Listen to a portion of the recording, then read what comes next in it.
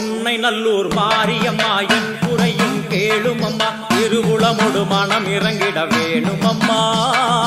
உன்னை நல்லூர் மாரியம்மா என் குறையும் கேளும் அம்மா இருகுளமொடு மனம் இறங்கிட வேணும் அம்மா. அடியாத்தா கண் திறந்து பார்த்தா, அடியாத்தா கண் திறந்து பார்த்தா, அண்டபகிரண்டம் எழு உலகமும் ஆடி குலுங்கிடுமே.